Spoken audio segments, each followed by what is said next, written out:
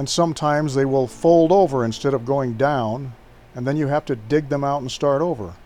The other disadvantage to these hand-operated ones is that some of them, like this big upholstery tacker, are hard to squeeze. And after you've done a canvas or two like this, and typically you'll shoot several dozen staples into a canvas, pretty soon your hand gets very tired. Now this is good exercise, and there are even exercise devices that you're supposed to squeeze like that. So you could look on this as a form of exercise if you want, but you may end up with forearms like Popeye the Sailor's. But to repeat, there is no power adjustment on these hand staplers. This is all the power you get. If the staple is not going in far enough, all you can do is push harder and hope it makes it. Now see, that one is in, whereas some of these other ones are not. And there I have to go back with my hammer and put them down the rest of the way. So these hand-operated staplers will certainly do the job, but there are a few drawbacks to this type. And by the way, a final comment on these hand-operated staplers. If you buy a real small one like this, make sure it's strong enough. Keep the receipt when you buy it at the store so that if you bring it home and it turns out not to be strong enough to penetrate the canvas or the wood, you can take it back and exchange it for a larger one.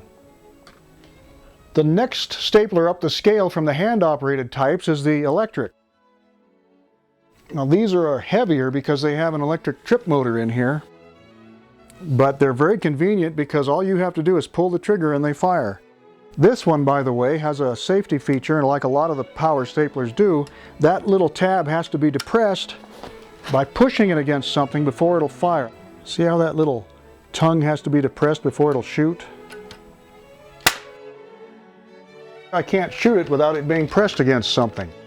That goes a long way towards keeping stray staples from accidentally flying through the air.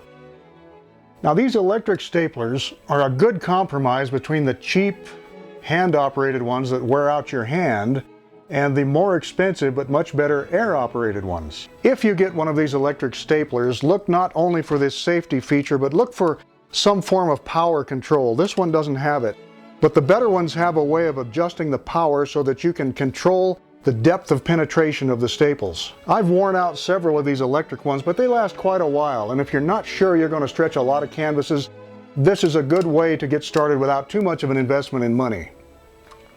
Now the ultimate in staplers, the very best you can buy, is the air-operated or pneumatic type.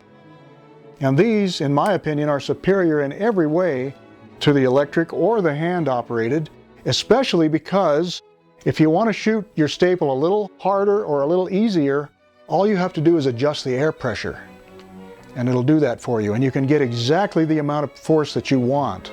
My favorite one right now is this little one right here. Like most of these high-quality tools, it's all metal, probably never wear out, in my lifetime anyway, because like with most air tools, there's very few moving parts in here. The power is supplied by the air. This one happens to fit my hand very well, which is the main reason I like it. Let me load it for you so I can demonstrate it.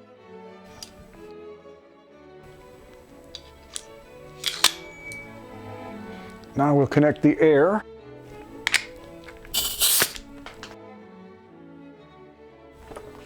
Don't forget your safety goggles.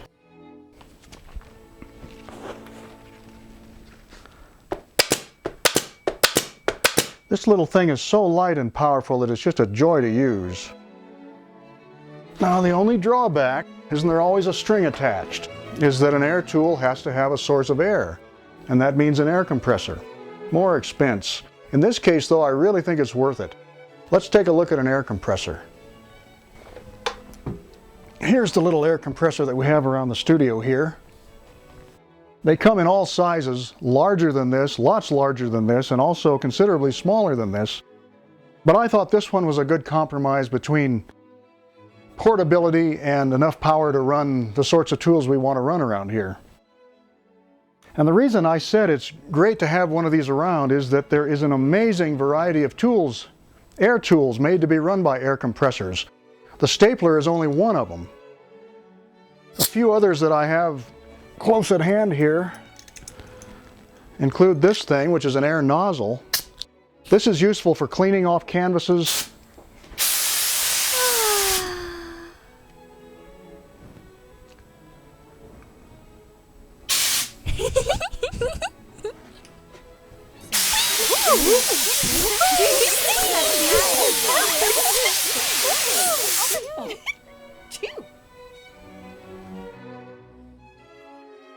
Weird. You know, ever since I brought him in, things have gotten kind of strange around the studio here. Anyway, the air nozzle is one tool that's useful to you. You can dust a painting off just before you varnish it, and then when you do go to varnish it, you can hook up a spray gun, fill the tank with your varnish, lay the painting down, and then very quickly and evenly apply the varnish to your painting, a finished painting, of course. There's not much to an air compressor, really. There's just a tank to contain the air, and there's a motor attached to pump the air tank full, a hose to attach your tools to, and then, of course, I was telling you how really nice it is to be able to increase and decrease the power of your tools with the variable air pressure, and you do that right here. If our staples are going too deeply into the canvas frame, all we have to do is reduce the power some. Conversely, if we want the staples to go in more deeply, we just turn this up until we get it exactly where we want it. And then we have absolutely no trouble when we're shooting our staples in. Nowadays, you can buy an air compressor in any home improvement store or large hardware store.